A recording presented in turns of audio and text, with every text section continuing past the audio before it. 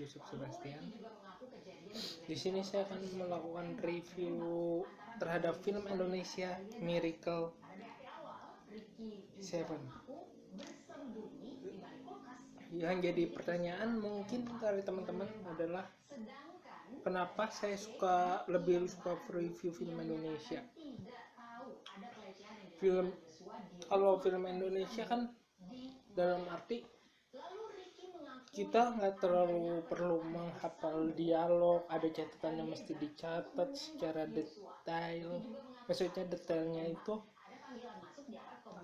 cara ngomongnya, dialog, maksudnya logatnya itu kan kadang-kadang kalau bagi saya ya perlu kalau mau review film luar negeri, antara misalnya dialek kayaknya Inggris tapi logatnya Itali, atau bahasa Inggris tapi logatnya Amerika, bahasa Inggris logatnya Inggris tok-tok, atau bahasa Inggris logatnya Perancis. Itu kan film juga harus kita cermati.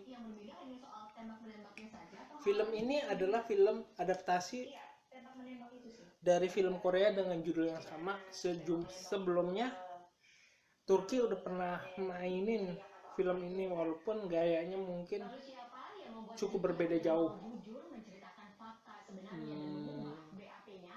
Saya mulai dari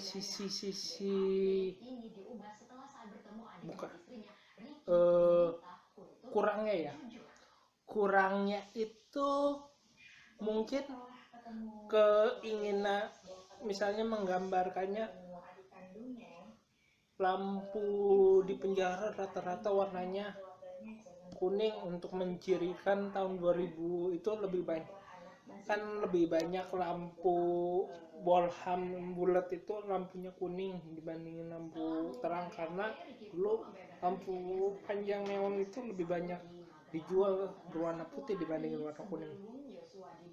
Seingatku pas aku sering beli nemenin papa atau mama beli lampu, warna kuning itu lebih mendominasi di warung-warung kelontong, warung-warung kecil. Kalau mau beli lampunya putih itu harus ke toko yang menjual kabel listrik atau yang lainnya, bahkan mesti ke Ramayana atau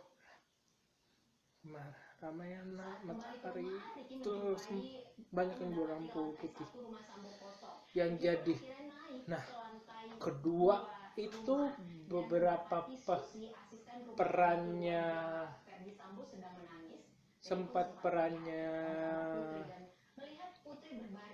yang saya kurang suka sih, beberapa perannya yang selalu mengkontra terhadap filmnya itu ya, filmnya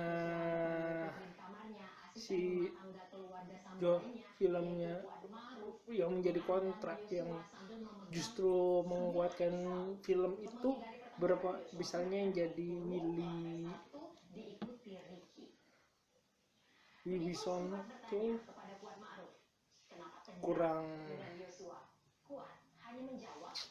kurang sadis menurutku, kurang kejamnya itu, malah sisi kejamnya malah keteteran muslim yang jadi polisi yang pelaksana BAP dan rekonstruksinya. Itu menurutku menampilkan orang kejam itu cukup bagus. Dan juga tentang awal-awalnya si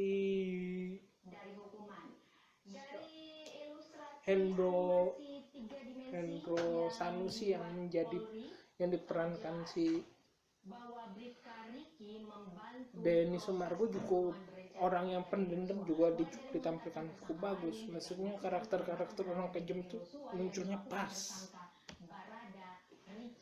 dibandingin yang orang-orang yang rada nggak tegaan jahat itu kurang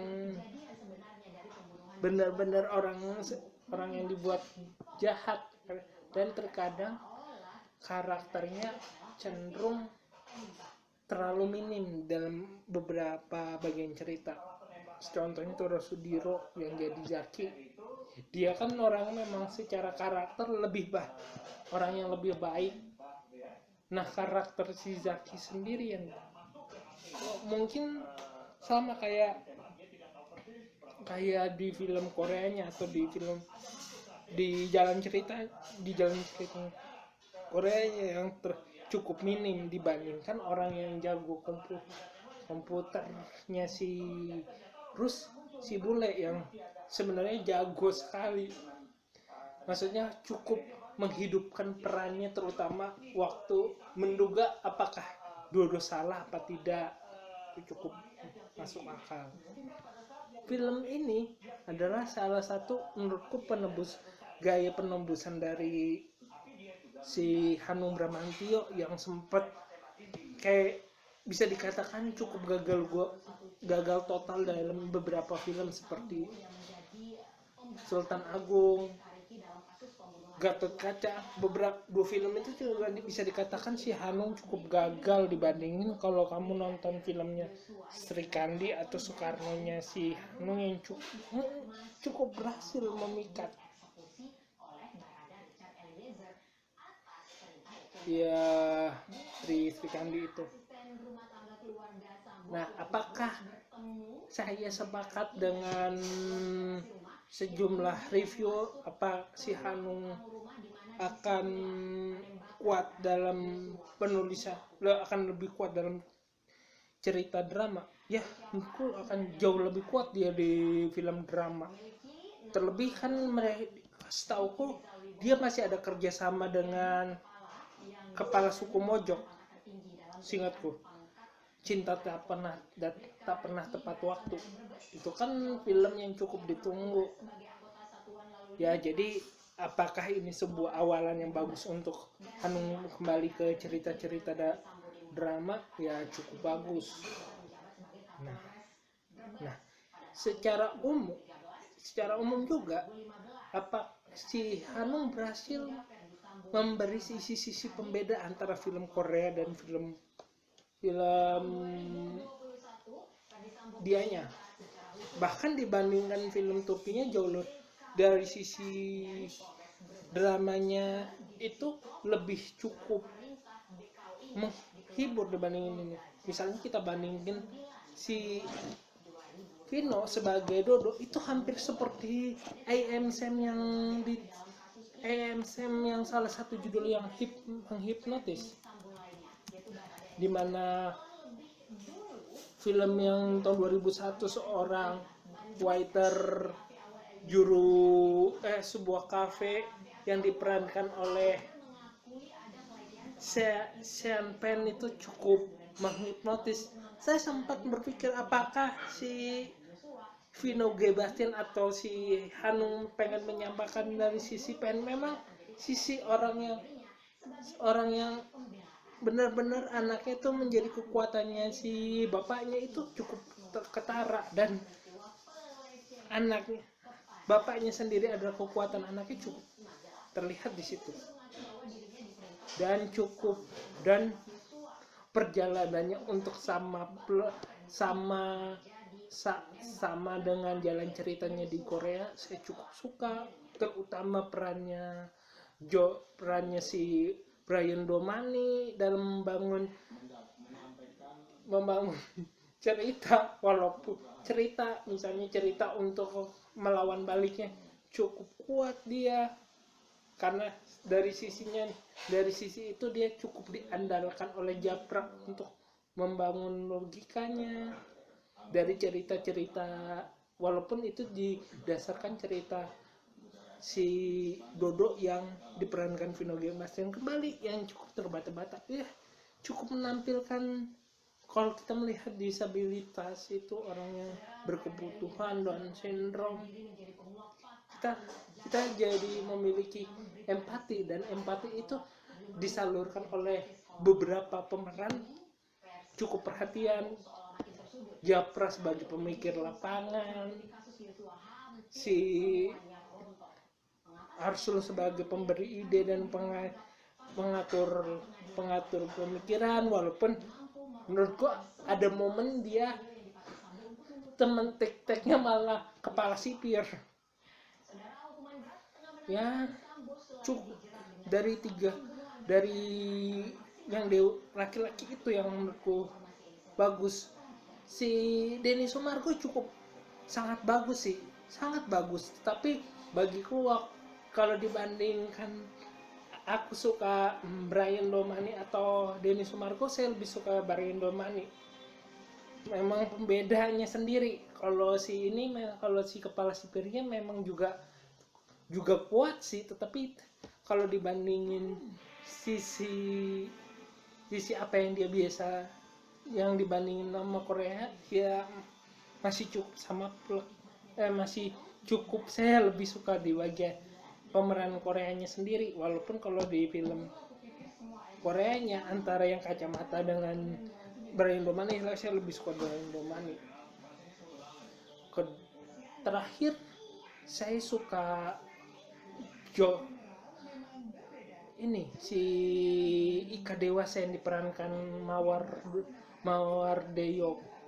Karena Mawar Deyong itu berhasil memikat dalam monolog pembelaannya itu kuat, cukup individualis, cukup menentang dengan logika umum yang disangkutkan dalam keresahan sebagai pembelaan, itu cukup kuat. Bahkan itu yang menurutku menjadi pembedaan. Kalau orang menangisnya, bahkan orang di sebelahku cukup sering menangis, cowok, dia nonton sama pacarnya tapi dia yang lebih sering nangis dibandingin pacarnya.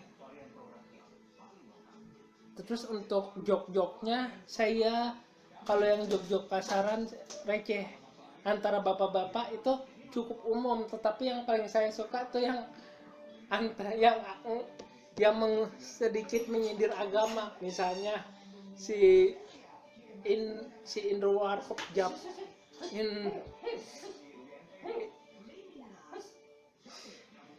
Indro Warkop yang ingin membalikin si Ika pulang keluar dari penjara, tapi dia marah ke infonya si bule yang mengatakan ada acara agamaan.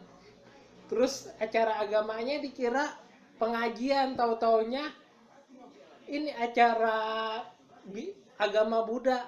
Terus dipukulin si Asrulnya, Asrul atau bulenya. Walaupun sebenarnya salah, lo nggak bisa bedain agama Islam sama agama Hindu, padahal itu biksunya biksu Buddha. Itu konyol. Terus sindiran kepercayaan itu tentang penghuni itu agamanya apa-apa, beda-beda. Zaki ngakunya ateis. Terus si Jafra, si